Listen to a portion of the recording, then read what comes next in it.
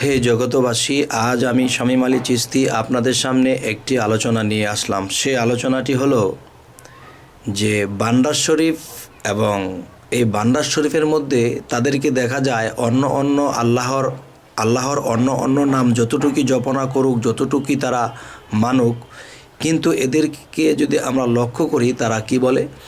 গাউসুল আজম। গাউসুল আজম নামের ধ্বনি দিচ্ছে, গাউসুল আজম নাম বলে তারা চিৎকার করে বলছে। তাহলে এই গাউসুল আজম বিষয়টা কি? হে জগতবাসী, যে অনেক মোল্লা মুন্সি, অনেক মাওলানা, তারা কিন্তু গাউসুল আজম নামটা জপে না। তাহলে গাউসুল আজম নামটা আসলে কি? বান্দার শরীফ কি বুঝে জপে এবং তার মুর্শিদ ভক্তদেরকে এই গাউসুল আজম নামটি দেয় যে তোমরা এই নামের জিকির করো, এই নামের ধ্বনি দাও, এই নাম স্মরণ করো। তো হে জগতবাসী, আজকের আলোচনাটি একটু ব্যতিক্রম হতে চলেছে, যে অবশ্যই আমি এই নামের উদ্ঘাটন করব, এই নামের ফয়সালাটা করব ইনশাআল্লাহ। যে অনেকেই আছেন যে এই নামটি শুনলে তাদের ভিতরে খিতখিত করে। আচ্ছা, একটা বাচ্চাকে যদি আমি হীরার টুকরা দেই, সে কিন্তু দেখা গেছে তারা যে বিরিং খেলে বা গুল্লি খেলে, এখন দেখা যায় যে সে বাচ্চাটি কি করবে? এই বিরিংয়ের মতো খেলতে খেলতে খেলতে খেলতে হারিয়ে ফেলবে। তো দেখা যায় এদেরকে বিরিংটাই দিতে হয়, 5 টাকা দিয়ে কিনে এদেরকে বলটা দিলে তারা খেলবে, তারা আনন্দ পাবে। কিন্তু গাউসুল আজম যে বিষয়টা, যে তারা এটা খেলনা মনে করে, যে গাউসুল আজম বিষয়টা কি। তো আসলে আজকের মূল বিষয়টা আমি বলবো যে নবুয়াতির যুগে জিকির করত আল্লাহু আল্লাহু। তাহলে এখনও পর্যন্ত সেই জিকির করা হয় বিভিন্ন তরিকতে। আল্লাহ আল্লাহ জিকির করে, কেউ কেউ বলতেছে আল্লাহু। তো কেউ আল্লাহ আল্লাহ জিকির করে, তাদেরকে বললাম যে বাবা, যে আপনি যে আল্লাহ আল্লাহ জিকির করেন, এই আল্লাহ শব্দের অর্থ কী? কয় আল্লাহ তো আল্লাহই। ও আচ্ছা, ঠিক আছে। তাহলে আল্লাহ কিন্তু প্রত্যেকটা জিনিসের নাম দেওয়া হয়েছে, কিন্তু প্রত্যেকটা জিনিসের কামও দেওয়া হয়েছে, আলাদা আলাদা নাম, আলাদা আলাদা কাম। যেমন ইয়া রাজ্জাক, ইয়া রাজ্জাক নামের গুণবাচক, এটার নামের অর্থ কি আসে? রিজিক দাতা। এই নামে আল্লাহ রিজিক দিয়ে থাকে। ইয়া রহমানু, আল্লাহ এই নামে রহমত দান করিয়া থাকে। তাহলে আর আরবি ভাষাতে আরেকটি কথা আছে, সেই কথাটি হলো যে খামসা খামসি দিনার। তার মানে আমরা যদি ৫৫ টাকা বলে থাকি, তাহলে খামসা খামসি দিনার এটা হলো আরবি ভাষা। তাহলে প্রত্যেকটা ভাষার বাংলা আছে, প্রত্যেকটা বাংলা ভাষার আরবি আছে, প্রত্যেকটা বাংলা ভাষার ইংরেজি আছে।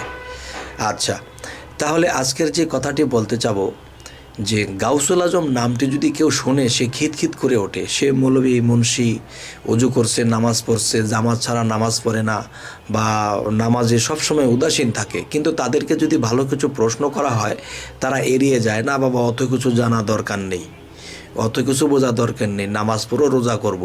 তাহলে এটা হলো মূর্খ লোকের কথা। আমি যদি নামাজ পড়ি, নামাজটা আমাকে বুঝে নিতে হবে। যদি অজু করি, তো অজুটাও বুঝে করতে হবে। অজু কয় প্রকার? একটা আত্মার অজু, একটা দেহের অজু। নামাজ একটা মারেফতের দেশের নামাজ, একটা শরীয়তের নামাজ। এখন যদি বলা হয় যে অত কিছু বুঝি না বাবা, তাহলে এই লোকগুলো আসলে বোঝে, এগুলো ঘুমন্ত শয়তান। ঘুমন্ত শয়তান কীরকম? যে ঘুমিয়ে ঘুমিয়ে জেগে থাকে, এমন কিছু লোক আছে, বুঝতে চায় না। আর যদি বুঝতে চায়, তো অবশ্যই সে একদিন আউলিয়া হইতো, কিন্তু সে এড়িয়ে চলে। যাই হোক, আজকের যে বিষয়টি আমি বলতে চাই, সেটি হলো বান্দার শরীফ কেন গাউসুল আজম নাম জপে। এই গাউসুল আজম নামটা এমন কি, এই গাউসুল আজম নামটা তো আল্লাহর ৯৯ নামের মধ্যেও নাই। তাহলে যেই নামটি ৯৯ নামের মধ্যেও নাই, তাহলে এই নামটা যে তারা জপতেছে, এই নামটি তারা নিয়মিত ডাকতেছে, তাহলে এই বিষয়টা কি?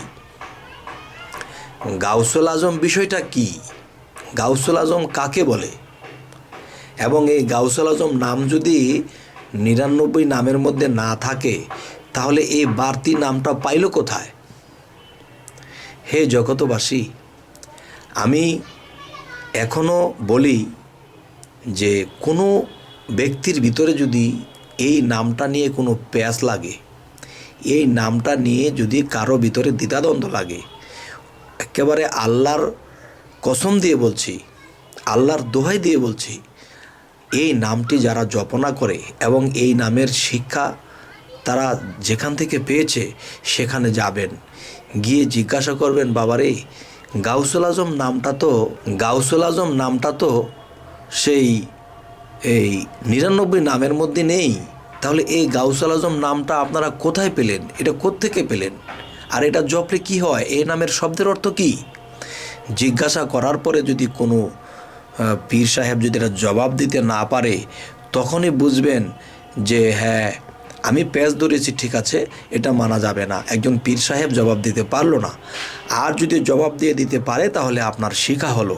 হে জগতবাসী, আরও একটি কথা এর মধ্যে লুকিয়ে আছে, তা বলা দরকার। সেটি হলো যে বড় পীর আব্দুল কাদের জিলানী রহমতুল্লাহ আলাই, তিনি কত বড় শক্তি নিয়ে পৃথিবীতে এসেছে, আল্লাহ তাকে কত বড় শক্তি দান করেছেন। যেমন মায়ের গর্ভ থেকে তিনি তার মাকে রক্ষা করেছে।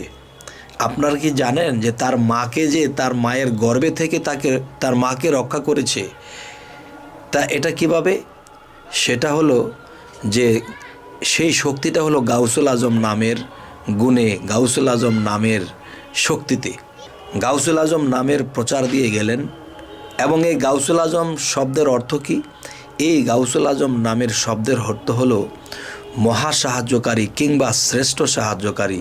হে জগতবাসী, মহা সাহায্যকারী কে? শ্রেষ্ঠ সাহায্যকারী কে? তিনি আল্লাহ। তবে আল্লাহ কি বলেছে? নবুয়াতির যুগে আমাকে আল্লাহ নাম বলে মানুষের জানতো, এখনও জানে, এখনও জিকির করে, তখনও করতো।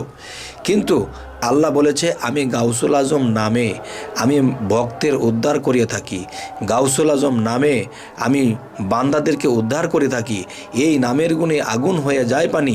হে জগতবাসী, আজ আমি এই আলোচনা এই জন্যই করলাম, যারা গীবত করতেছে, যারা বুঝতে চাইতেছে না, যারা জানতে চাইতেছে না, যারা আবল তাবল বলে, আমি তাদের জন্য আজকে এই ভিডিওটি করে ছাড়লাম যে গাউসুল আজম শব্দের অর্থ কী। যে গাউসুল আজম শব্দের অর্থ যদি কেউ বোঝে, তাহলে সে কখনোই আর এরকম বলবে না। এই গাউসুল আজম নামের গুণে আল্লাহ অনেক কিছু করে থাকে। এই গাউসুল আজম নামের গুণে আল্লাহ মানুষকে তরাইয়া নেবে। গাউসুল আজম যিনি জপবে, এসমে আজমও তার কাছে এসে হাজির হবে। গাউসুল আজম যিনি এসমে আজম, তিনি 2টা নামে 2টা রূপ। সেই রূপ দেখে যারা থাকে চুপ, তারাই দিয়েছিল ডুব, আর তারাই একদিন পার হয়ে যাবে পরপারে। হে জগতবাসী, তো আজ এই বলেই রাখবো। সকলেই ভালো থাকবেন। আল্লাহ হাফিজ।